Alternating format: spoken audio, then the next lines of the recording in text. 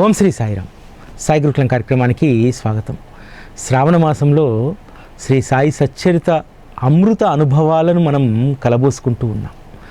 సచ్చరిత ఒక్కొక్కరికి ఒక్కొక్క రకంగా అవగాహన అయ్యి ఉండవచ్చు. ఒక్కొక్కరిది ఒక్కొక్క రకమైనటువంటి దృక్పథం, విభిన్న దృక్పథాలతోటి మనం సచ్చరితను అధ్యయనం చేస్తూ ఉంటాం. కానీ మనం ఏ దృష్టితో, ఏ దృక్పథంతో సచ్చరితను అధ్యయనం చేసినా సరే, ఆ అధ్యయనం ద్వారా మనకు అందరికీ కూడా అమృతానుభవాలు కలుగుతూనే ఉంటాయి.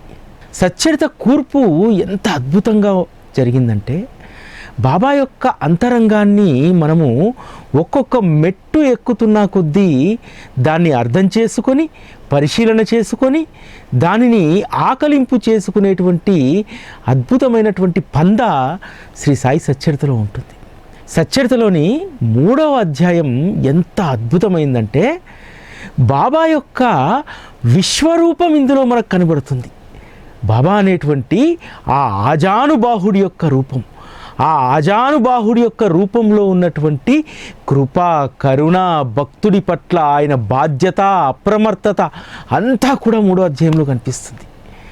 ఈ 3వ అధ్యాయం చదివినటువంటి వారు, దీన్ని బాగా మనసుకు ఎక్కించుకున్నటువంటి వారు, జీవితంలో ఎన్ని అడ్డంకులు వచ్చినా, ఎంత ప్రమాదం ముంచుకు వచ్చినా శ్రీ సాయిబాబా అనేటువంటి నామాన్ని, రూపాన్ని వదలకుండా ఉంటారు.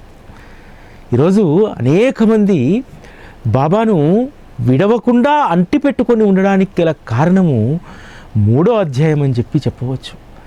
ఎందుకంటే హేమాడ్ పంతు అనేక సంశయాలతో ఉంటే బాబా ఒక మాట చెప్తారు, నా లీలలు రచిస్తే అజ్ఞాన దోషం పోతుంది, ప్రపంచ వ్యవహారాల పట్ల విరక్తి కలుగుతుంది. ఈ 2 హేమాడ్ పంతు జీవితంలో జరిగాయి. ఆ హేమాడ్ పంతు జీవితంలోనే కాదు, మనందరి జీవితాల్లో కూడా ఈ 2 ఖచ్చితంగా జరుగుతాయి. బాబా యొక్క లీలలను శ్రవణం చేసినట్లయితే ఖచ్చితంగా మనలో ఉన్నటువంటి అజ్ఞాన దోషం పూర్తిగా తొలగిపోతుంది. ప్రపంచ వ్యవహారాల పట్ల ఖచ్చితమైనటువంటి అనాసక్తి కలుగుతుంది. మానవుడికి ఏవైతే జీవితంలో అవరోధాలో వాటన్నింటినీ కూడా శ్రీ సాయి సచ్చరిత తప్పిస్తుంది.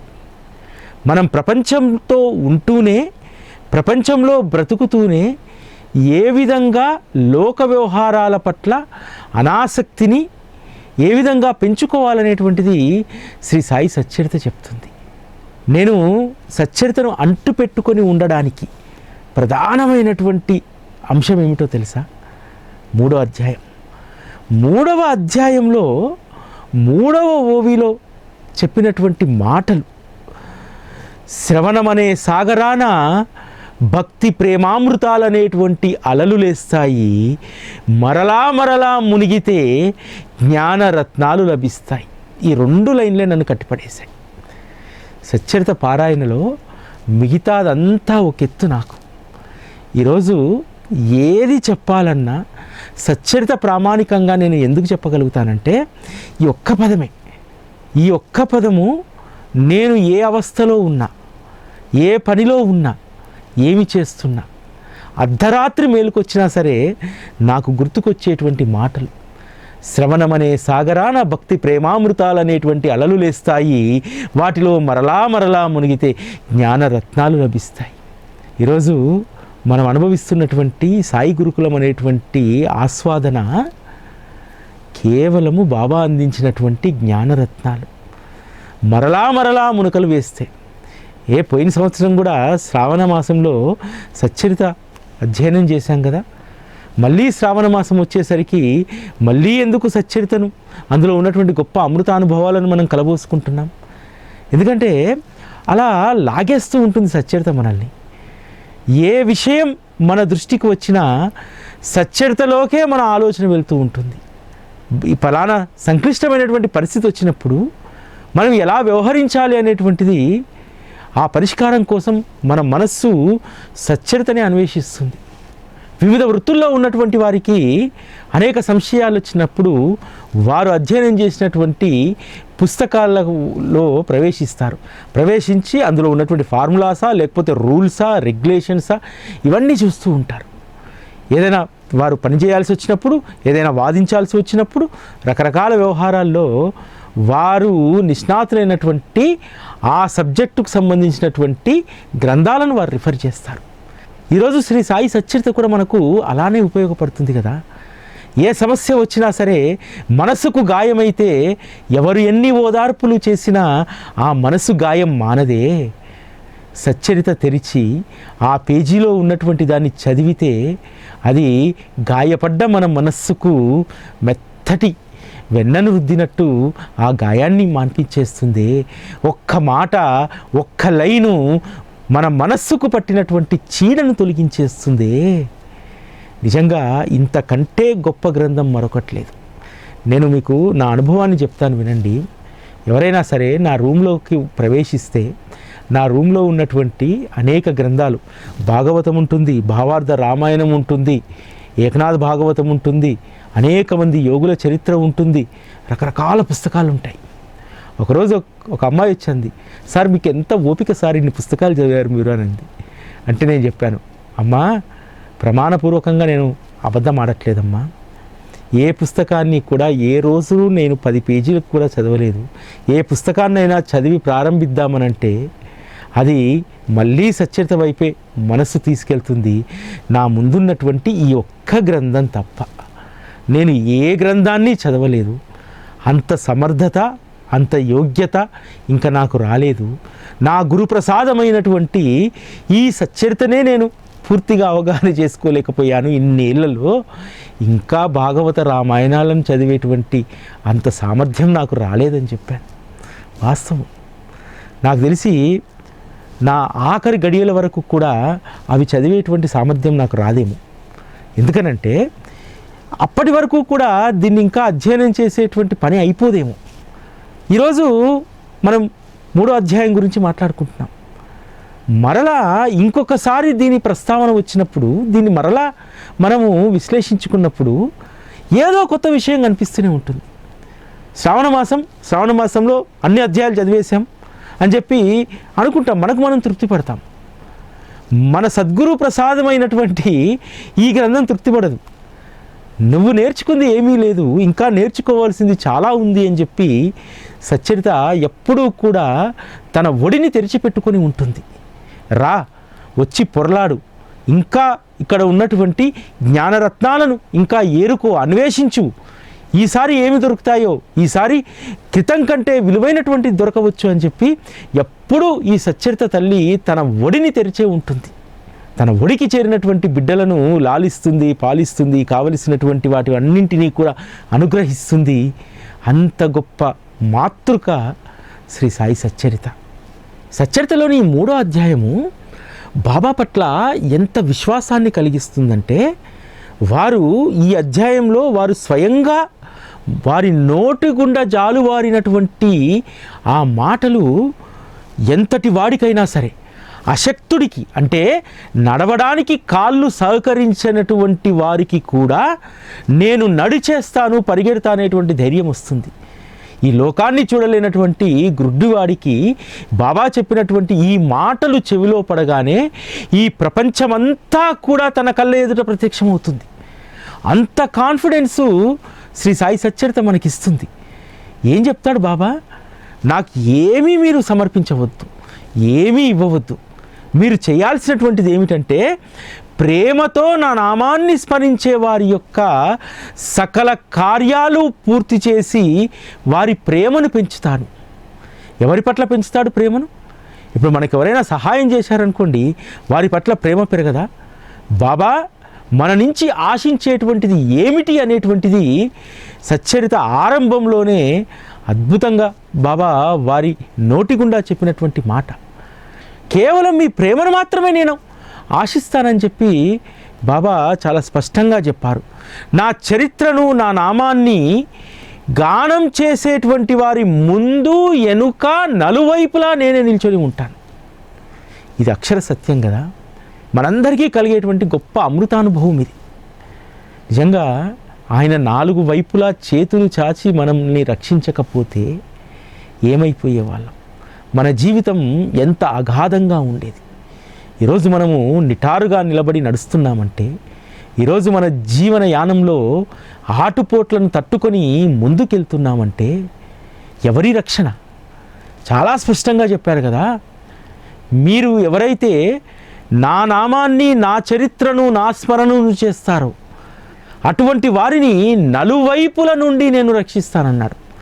ఈ సృష్టికి 4 దిక్కులు కదా, నువ్వు ఏ దిక్కున వెళ్తున్నా, ఏ దిక్కుతోచని స్థితిలో ఉన్నా సరే అదృశ్యంగా ఉన్నటువంటి శ్రీ సాయిబాబా అనేటువంటి వారి హస్తాలు మనకి ఎప్పుడూ కూడా రక్షణ వలయంగా ఉంటాయి.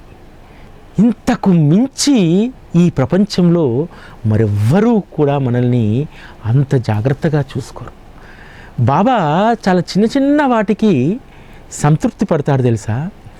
నా కొరకు మనోప్రాణాలను అంకితం చేసేటువంటి వారికి నా ఈ కథలు ఆనందం కలిగించడం సహజం.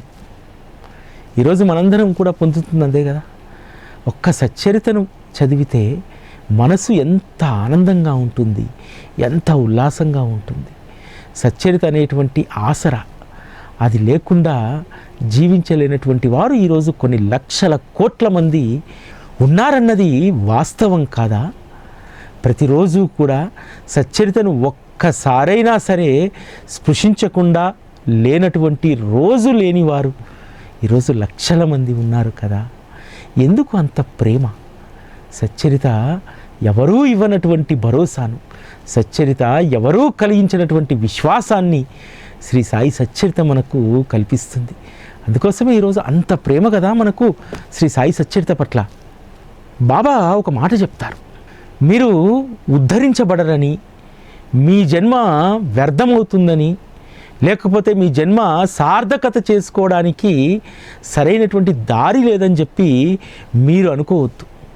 నా అనన్య శరణుజొచ్చి విశ్వాసంతో నా భజన, నా ధ్యానం, నా స్మరణ చేసే వారిని నేను ఉద్ధరిస్తాను. దీనికోసం మీరు కించింత శ్రమ పడాల్సినటువంటి అవసరం లేదు. కేవలం అనన్య శరణుజొచ్చి విశ్వాసంతో నా భజన, నా ధ్యానం, నా స్మరణ చేయండి చాలు. మిమ్మల్ని ఉద్ధరించేటువంటి బాధ్యత నాది అని అంటారు. ఎస్, ఈరోజు ఇది 100% వాస్తవం.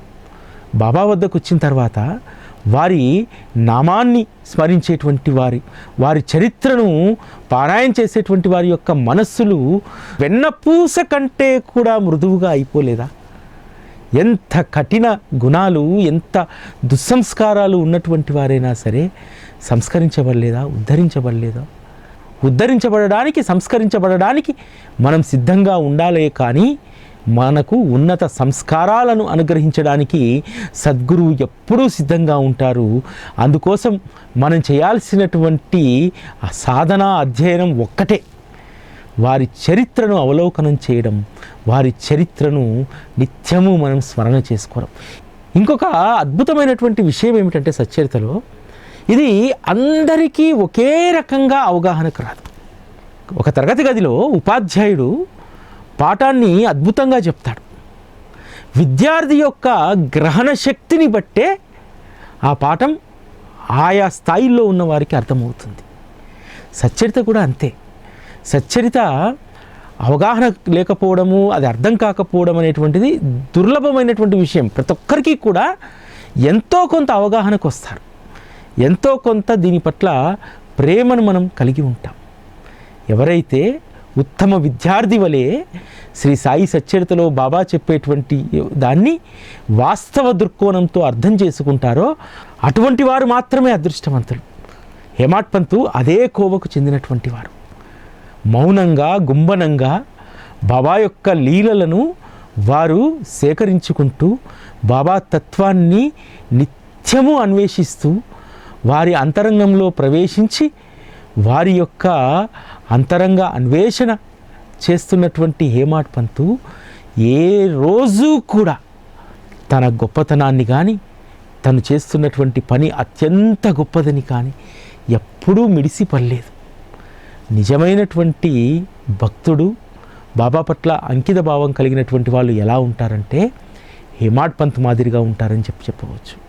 ఎందుకంటే అరుదైనటువంటి అవకాశం హేమాడ్ పంత్కు మాత్రమే వచ్చింది. బాబాను ఆశ్రయించినటువంటి అనేక మంది భక్తులు ఆ రోజు బాబా సేవ కోసం సకలం వినియోగించారు. దీక్షిత్ గారు లాంటి వాళ్ళు వాడాను తన భూమిని సంస్థానానికి రాసిచ్చారు. బూటీ లాంటి వాళ్ళు తను నిర్మించుకున్నటువంటి ₹1,00,000 భవనాన్నే బాబాకు సమర్పించేశారు. అవి మనం అక్కడికి పోతే అవి మనకు కనిపిస్తాయి, అవి ఒక మెటీరియల్. కానీ హేమాడ్ పంత్ అనేటువంటి అదృష్టవంతుడికి దక్కింది ఏంటో తెలుసా? శ్రీ సాయి సచ్చరిత ఎక్కడ ఉంటే అక్కడ బాబాతో సహా హేమాడ్ పంత్ మనకు దర్శనమిస్తారు. సచ్చరిత చదువుతున్నంతసేపు, సచ్చరితలో అనేక లీలలను మనం అధ్యయనం చేస్తున్నంతసేపు కళ్ళెదుట 2 రూపాలు ప్రత్యక్షమవుతాయి. ఒకటి శ్రీ సాయిబాబా, రెండవది శ్రీ హేమాడ్ పంత్. వారి ముందు కూర్చొని వారి యొక్క కథను గానం చేస్తూ వారి చరిత్రను మనకు శ్రీ హేమాడ్ పంత్ చెప్తున్నటువంటి అనుభవం ఖచ్చితంగా మనకు కలుగుతుంది. హేమాడ్ పంత్కు ఎంత వినయం ఉందో అంత చతురత ఉంది. 3వ అధ్యాయంలో బాబా వాక్కులను ఎంత అద్భుతంగా పెడతారంటే ఒక్క పదము ఎంత కాన్ఫిడెన్స్ తెస్తుంది తెలుసా మనందరికీ? నా భక్తుణ్ణి నేను మృత్యుముఖం నుండి కాపాడుతాను అని అంటారు. ఈ మాట చదివినటువంటి వాళ్లకు మృత్యువు పట్ల భయం ఉండదు. ఒకవేళ మనకు అపమృత్యు అనేటువంటిది వస్తే ఏ పరిహారాలు చేయకుండా బాబా మనల్ని ఆ మృత్యుముఖం నుంచి ఎలా కాపాడుతారనేటువంటి విశ్వాసం, రూఢి మనకు ఈ 3వ అధ్యాయంలో తెలుస్తుంది. ఒక సాయి భక్తుల ఇంట్లో జరిగినటువంటి అద్భుతమైనటువంటి సంఘటన చెప్తా వినండి. ఒక తల్లి తన 2 బిడ్డలను తీసుకొని పుట్టింటికి వెళ్తుంది గోదావరి జిల్లాకు. దసరా సెలవులు, పిల్లలు ఆకతాయిగా అందరూ వెళ్ళి గోదావరిలో ఈదుతూ ఉంటారు గట్ల పొంటి. ఈ పిల్లలు నగరంలో పెరిగారు కాబట్టి వీళ్ళకి ఈత రాదు. అందరితో పాటు ఆ గట్టు మెట్లపైన అటు ఇటు పొరలాడుతూ ఉంటారు. ఒకసారి చిన్నవాడు కాస్త తుంటరివాడు. మిగతా వాళ్ళందరూ చాలా ఈజీగా ఈదుతున్నారు, నేను కూడా ఈదాలని చెప్పి కొంచెం లోతుకు వెళ్తాడు. పైనుంచి అన్న కేక వేస్తూ ఉంటాడు, వద్దురా వెళ్ళొద్దు, మన ఇద్దరికీ ఈత రాదు, మనం ఎవ్వరము లేము, ఇద్దరమే ఉన్నాము అని చెప్పి అంటే ఏం కాదన్నా అంటూ వాడు లోతుల్లోకి వెళ్తాడు. తర్వాత వాడు మునిగి తేలుతూ ఈత రాక మునిగేటువంటి స్థితికి వెళ్ళినప్పుడు గట్టు మెట్ల మీద ఉన్నటువంటి అన్నకు తన తమ్ముడిని ఎలా రక్షించాలో తెలియదు. కేకలు వేసినా సరే ఎవ్వరూ కూడా దరిదాపుల్లో లేరు. అప్పుడు ఒకే ఒక మాట గుర్తొస్తుంది, తన తల్లి చెప్పినటువంటి మాట, బాబా స్మరణ చెయ్యి ఏ ఆపదైనా తొలగిపోతుందని చెప్పి మెల్లిగా తన కాలును కొంచెం గోదావరిలోకి చాచి చెయ్యిని తమ్ముడికి అందిస్తే అసలు ఆ చెయ్యి ఎలా అందిందో తెలియదు. ఆ చెయ్యిని పట్టుకొని వాడు ఒడ్డుకు రావడం జరిగింది. ఆ దృశ్యాన్ని చూస్తున్నటువంటి పైన ఉన్నటువంటి ఒక వ్యక్తి కంగారు పడి ఆ గోదావరిలోకి దిగేసరికే వాళ్ళ తమ్ముడిని బయటికి తీసుకొచ్చేస్తాడు. ఆ 2 పిల్లల్ని వెంట పెట్టుకొని ఆ వ్యక్తి వారి ఇంటికి వెళ్తాడు. వాళ్ళ అమ్మకి చెప్తాడు, ఏమ్మా పిల్లలకి ఈత రాదు కదా, ఎందుకు పంపిస్తారు గోదావరి గట్టులోకి? మీ చిన్న పిల్లవాడు మరణించేటువంటి వాడు, ఏదో పెద్ద పిల్లవాడు చాకచక్యంగా వాడిని బయటికి తీశాడు, ఈత రానటువంటి పిల్లవాడు అలా వెళ్ళడం ఏమిటి అని చెప్పి చెప్పగానే తల్లి ఇంట్లోకి వెళ్ళి ఒక పెద్ద కర్ర తీసుకొని వస్తుంది కొడుకుని కొట్టడానికి. అప్పుడు పెద్దబ్బాయి అడ్డుపడి, అమ్మా నువ్వు తమ్ముడిని కొట్టొద్దమ్మా, నువ్వు చెప్తుంటే నేను ఏదో మమ్మల్ని మాయబుచ్చడానికి చెప్తున్నావేమో అనుకున్నాం. నిజమేనమ్మా, బాబా మనం స్మరిస్తే వచ్చి ఎలా రక్షిస్తాడనేటువంటిది ఈరోజు నాకు అనుభవం అయిందమ్మా. తమ్ముడు మునిగిపోతూ ఉంటే తమ్ముడు నిజానికి నాకు అల్లంత దూరాన ఉన్నాడు, బాబా నామస్మరణ చేస్తూ 2 మెట్లు దిగి చెయ్యి బారుకు చాచేసరికి నిజానికి నా చెయ్యికి అందుబాటులో లేడమ్మా, ఎవరో నెట్టినట్టు నా చెయ్యి దగ్గరికి వచ్చి నా చెయ్యి పట్టుకొని గట్టుపైకి వచ్చాడమ్మా అని చెప్తుంది. అప్పుడు ఆ తల్లి ఆ కర్ర అక్కడే కింద పడేసి బాబా చిత్రపటం వద్దకు వెళ్ళి ఆనంద బాష్పాలతో బాబాకు అభిషేకం చేస్తుంది. తను నమ్మినటువంటి భక్తులను బాబా ఏ విధంగా మృత్యుముఖం నుంచి బయటికి లాగుతారు. ఈ మాట అనేక మంది జీవితాల్లో అమృతానుభవంగా మిగిలిపోతుంది. చాలామంది సాయి భక్తులకు మృత్యువు కబలించినట్టే కబలించి ఆ మృత్యువు నుంచి బయటకు వస్తారు చాలామంది. నేను అనేక మందిని చూశాను. 70-75 సంవత్సరాల్లో ఇక ప్రయోజనం లేదు, నేను వెళ్ళిపోతాననేటువంటి ఒక అమ్మ ఇప్పటికీ కూడా ఇంకా 5 ఏళ్ళు 6 ఏళ్ళు అయింది ఆ మాట చెప్పి, ఇప్పటికీ కూడా అంతే ఆరోగ్యంగా, అంతే నిబద్ధతతో కూడినటువంటి బాబా స్మరణలో ఆవిడ ఉండిపోయింది. అంటే సచ్చరిత మనకు ఎంత కాన్ఫిడెన్స్ని ఇస్తుంది. ఇందులో ఉన్నటువంటి అమృతానుభవాలను మనం రాసుకుంటే ఒక్కొక్కరి అమృతానుభవము ఒక్కొక్క గ్రంథం అవుతుంది. బాబా చెప్పినటువంటి ప్రతి మాట, ఈ సచ్చరితలో ఉన్నటువంటి ప్రతి సందర్భం మన జీవితాల్లో ఎలా అనుభవంలోకి వచ్చింది అనేటువంటిది నిజంగా బాబా మనకిచ్చినటువంటి గొప్ప అమృత ఆస్వాదన. అది కలియుగంలో రోజు రోజుకు రోజులు మారుతూ ఉంటాయి, పరిస్థితులు మారుతూ ఉంటాయి. ఆ సమయంలో జీవికి సద్గురువు పట్ల, భగవంతుని పట్ల ఎలా ధ్యాస కుదరాలి. ఈరోజు మనం ఉన్నటువంటి పరిస్థితుల్లోనే నియమంగా పూజ చేసుకోవడానికి చాలామంది సమయం ఉండదు. అటువంటిది రేపటి రోజుల్లో ఆధ్యాత్మిక ప్రస్థానం అనేటువంటిది ఎలా ఉండబోతుంది అనేటువంటి దాన్ని ఆలోచించి సచ్చరితలో ఒక అద్భుతమైనటువంటి మాట హేమాడ్ పంత్ రాస్తారు. ఇది ఈ కాలమాన పరిస్థితులకు మాత్రమే సంబంధించింది కాదు. ఈ సృష్టి ఉన్నంత వరకు, కలియుగం అంతం వరకు కూడా ఇది మనందరికీ అనుభవంలో ఉండేటువంటిది. కృతాయుగంలో ధ్యానంతో, త్రేతాయుగంలో యజ్ఞ యాగాదులతో, ద్వాపర యుగంలో అర్చనల ద్వారా లభించేవన్నీ కూడా కలియుగంలో కేవలం గురు భజనలతో ప్రాప్తిస్తాయి. గురు భజన, గురు కథాశ్రవణం, గురు నామస్మరణ ఇవన్నీ కూడా మనకు అన్ని యుగాల్లో చేసినటువంటి క్రతువులకు ఏ ఫలితాన్నైతే ఇస్తాయో కేవలం గురు కథాశ్రవణం అనేటువంటిది అంత గొప్ప ఫలితాన్ని ఇస్తుంది. ఈరోజు మనందరము కూడా బాబా మార్గంలో ఉన్నటువంటి వాళ్ళకు పెద్దగా హోమాలు, యాగాలు, పూజలు ఇవి పెద్దగా ఆసక్తి ఉండదు. కానీ గురునామస్మరణ, అదేవిధంగా సచ్చరిత కథాశ్రవణం పట్ల అత్యంత ఆసక్తి ఉంటుంది. ఎందుకంటే ఇవి రెండు మాత్రమే మనల్ని ఉద్ధరించేవి, తీరానికి చేర్చేటువంటివి. అంతేకాదు శ్రీ సాయి సచ్చరితలో ఉన్నటువంటి ప్రతి పదం, ప్రతి అక్షరం, ప్రతి లీల శ్రవణం ద్వారా మన హృదయంలోకి ప్రవేశించి శరీర అభిమానాన్ని పూర్తిగా బయటికి నెట్టివేస్తాయి. ఆ తర్వాత సుఖము, దుఃఖము అనేటువంటి రెండు ద్వంద్వాలు ఉండవు. ఇంకా సుఖమైన, దుఃఖమైన రెండింటినీ ఒకటిగానే తీసుకునేటువంటి, స్వీకరించేటువంటి గొప్ప ఆత్మస్థైర్యాన్ని శ్రీ సాయి కథలు మనకు అందజేస్తాయి. అందుకనే నిత్యము ఈ కథాశ్రవణం చేయండి, నిత్యము సాయి కథామృతాన్ని సేవించండి అని చెప్పి హేమాడ్ పంతు పదే పదే ప్రతి అధ్యాయంలో ఎందుకు చెప్తారంటే, ఒక్క పని చేయడం వల్ల నీ యొక్క శరీర అభిమానం తొలగిపోయి నీకు సుఖదుఖాలనేటువంటి ద్వంద్వాలు నీ జీవితంలో ఉండవు. నువ్వు ఎప్పుడూ కూడా సుఖావస్థలోనే ఉంటావు. మరి కష్టాలు రావా అంటే వస్తాయి. ఆ కష్టాలను కూడా సుఖంగా అనుభవించేటువంటి స్థితికి సాయి కథా శ్రవణం మనల్ని తీసుకెళ్తుంది. ఈరోజు బాబా భక్తులందరూ కూడా సంపన్నంగా ఉన్న వాళ్ళ, ఏ కష్టాలు లేకుండా ఉన్న వాళ్ళ, ఏ దిగుళ్ళు లేకుండా ఉన్న వాళ్ళ కాదు కదా. మనము ప్రపంచంలో అందరితో సమానమే కదా. ప్రపంచంలో అందరికి వచ్చినట్టే మనకు కష్టాలు వస్తాయి, దుఃఖాలు వస్తాయి. కానీ అందరిలాగా మనము దుఃఖపడము, అందరిలాగా మనము గాబరా పడము. ఎందుకంటే గురు కథాశ్రవణం అనేటువంటిది మనకు సుఖదాయకమైనటువంటి అనుభవాలనే ఇస్తుంది. కష్టం వచ్చిందనుకోండి, దీన్ని ఎంత ఆనందంగా అనుభవించాలి. తప్పదు.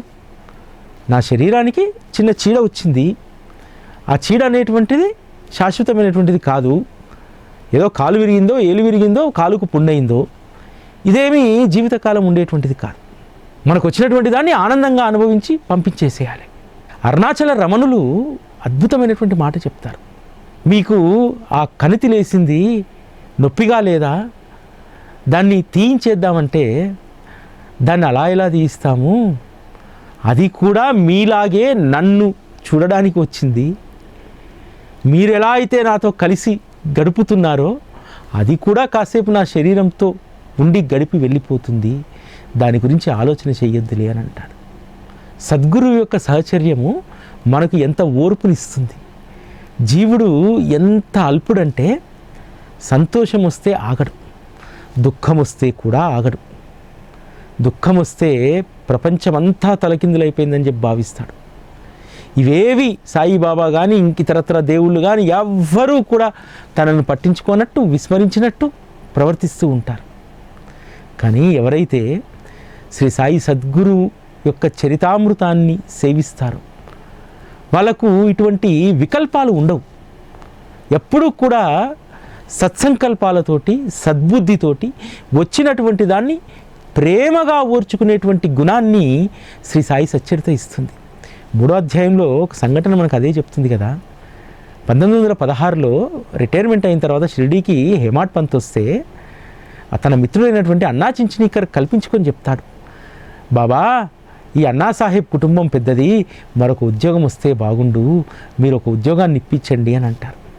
బాబా ఒకే ఒక మాట చెప్తాడు, అతనికి మరొకసారి ఉద్యోగం వస్తుందిలే, కానీ ఇప్పుడు నా పని చెయ్యనివ్వు, ప్రపంచం సుఖమయమవుతుంది అని చెప్పి అంటారు. ఇక్కడ 2 మాటలు ఉన్నాయి. అతనికి ఉద్యోగం తర్వాత వస్తుందిలే, ముందు నా పని చెయ్యనివ్వు, ప్రపంచం సుఖమయమవుతుంది అని చెప్పి అన్నారు. దాంట్లోంచి హేమాడ్ పంతు ఒకే మాటను పట్టుకున్నాడు. ఉద్యోగం వస్తుందని బాబా చెప్పినటువంటి మాటను పట్టుకొని ఆశతో జీవించలే. దేనికోసం జీవించాడు? బాబా తన పని చేయమంటున్నాడు, తద్వారా ప్రపంచం సుఖమయమవుతుందన్నారు. కాబట్టి నా ముందున్నటువంటి మిషన్ అది, దానికోసం నేను పనిచేయాలి. ఆ తర్వాత ఏనాడు కూడా హేమాడ్ పంత్ మళ్ళీ బాబా దగ్గర తనకు మరొక ఉద్యోగం చూపించమని చెప్పి అడగలేదు.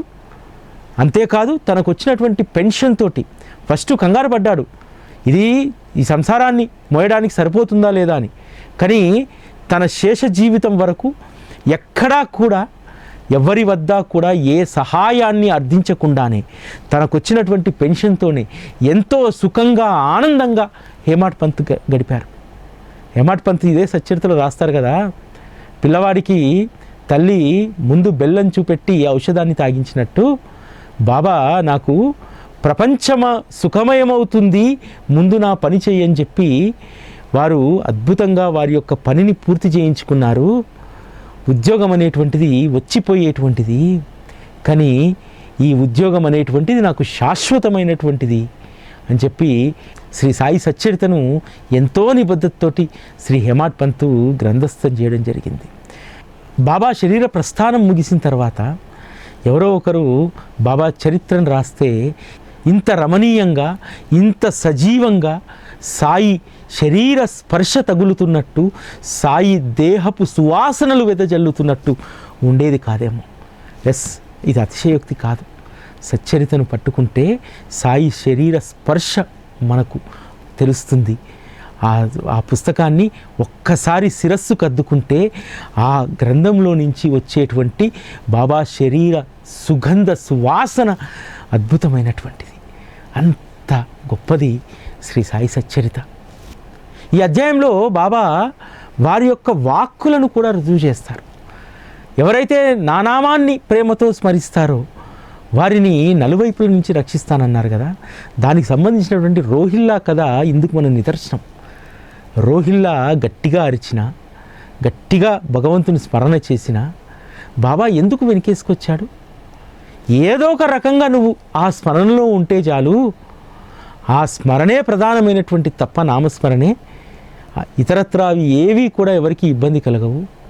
ఒకసారి ద్వారకామయిలో కూడా 2 వర్గాల వారు భజన చేసుకుంటుంటే, వీరు చేసేటువంటి భజన మాకు ఇబ్బంది కలుగుతుంది, వీరు చేసేటువంటి నామస్మరణ మాకు ఇబ్బంది కలుగుతుంది అని చెప్పి ఇద్దరు బాబా దగ్గర కంప్లైంట్ చేస్తే బాబా అంటాడు, ఓహో నువ్వు చేస్తున్నటువంటి భజన పైన నీకు దృష్టి లేదు, దానిపైన మనసు లేదు, పక్కవాడు చేస్తున్నటువంటి వాటిపైకి మనసు వెళ్తుంది, కాబట్టి ముందు నువ్వు చేస్తున్నటువంటి పని పట్ల దృష్టిని కేంద్రీకరించు, దాని పట్ల అంకిత భావంతో ఉండు, అప్పుడు నీకు పక్కవాడు చేసేటువంటిది ఏమాత్రం కూడా ఇబ్బంది కలగదు అన్న విషయాన్ని బాబా చాలా స్పష్టంగా చెప్తారు కదా. బాబా భగవన్నామస్మరణ చేసేటువంటి వారి పట్ల ఎంతో ప్రీతి కలిగేటువంటి వారు, సద్గ్రంథాలను పారాయణ చేసేటువంటి వారి పట్ల వారి ప్రేమ అమోఘమైనటువంటిది. అందుకనే బాబా తన వద్దకు వచ్చి జీవితాలను తరింపజేసుకోవాలనేటువంటి వాళ్ళందరికీ కూడా ఇచ్చినటువంటి అసైన్మెంట్ ఏంటంటే, బాధ్యత ఏమిటంటే, వెళ్ళి గ్రంథాన్ని చదువు, లేకపోతే అక్కడ పోతీ పారాయణ జరుగుతుంది అక్కడ వెళ్ళి విను. ఈ 2 విషయాలే బాబా సూచించేటువంటి వారు. కానీ మనందరి అదృష్టం ఏంటంటే ఏ గ్రంథాన్ని మనం ప్రత్యేకంగా పారాయణ చేయాల్సినటువంటి అవసరం లేకుండా అన్ని మతాలలో, అన్ని ధర్మాలలో, అన్ని సాంప్రదాయాలలో ఉండేటువంటి సారాన్నంతా కూడా అన్నాసాహెబ్ దబోల్కర్, శ్రీ హేమాడ్ పంత్ అనేటువంటి వ్యక్తిని సాధనంగా చేసుకొని మనందరికీ కూడా అమృత పానీయాన్ని నిత్యము సేవింపజేస్తున్నారు. శ్రావణ మాసము అత్యంత పవిత్రమైనటువంటిది. ఈ మాసంలో ఎవరైతే గ్రంథ పారాయణ చేస్తారో కొన్ని లక్షల పూజలు చేసినటువంటి దాంతో సమానం. అందుకనేనేమో బాబా శ్రావణ మాసంలో సాయి టీవీ అనేటువంటి అద్భుతమైనటువంటి సాధనాన్ని మన ముందుకు తీసుకొచ్చాడు. శ్రావణ మాసము బాబా మార్గంలో అత్యంత విశిష్టమైనటువంటిది. శ్రావణ పౌర్ణమి రోజే గురుస్థాన్లో పాదుకలు ప్రతిష్ఠించబడ్డాయి. ఆ తర్వాత శ్రావణ పౌర్ణమి రోజే సాయి టీవీ ఆరంభమైంది. ఈ సాయి టీవీ ప్రస్థానంలో ఇప్పటి వరకు కలిసి వచ్చినటువంటి మీ అందరికీ కూడా ప్రత్యేకమైనటువంటి ధన్యవాదాలు. మీ యొక్క సహకారం, మీ యొక్క చేయూత ఈ వ్యవస్థ ముందుకు నడవడానికి ఎప్పుడూ మీరు ఇలానే సహకరించాలని, ముఖ్యంగా ఈ శ్రావణ పౌర్ణమి సందర్భంగా సాయి టీవీ 9వ వార్షికోత్సవం సందర్భంగా తలపెట్టినటువంటి పుణ్యకార్యాల్లో మీరందరూ భాగస్వాములు కాండి. ఈ శ్రావణ పౌర్ణమికి మీరు సమర్పించేటువంటి అద్భుతమైనటువంటి గురుదక్షిణ ఇది మీకు ఎన్నో రెట్ల ప్రయోజనాన్ని కూడా చేకూరుస్తుంది. ఎందుకంటే గురు సేవలో ఉన్నటువంటి వ్యవస్థకు శ్రావణ మాసంలో శ్రావణ పౌర్ణమి సందర్భంగా దక్షిణను సమర్పించడం అంటే నిజంగా మనకు దక్కినటువంటి ఒక గొప్ప అదృష్టంగా మనందరం భావిద్దాం. ఇది ఈరోజు కార్యక్రమం. మళ్ళీ రేపటి కార్యక్రమంలో కలుసుకుందాం. అప్పటివరకు సెలవు. నమస్కారం.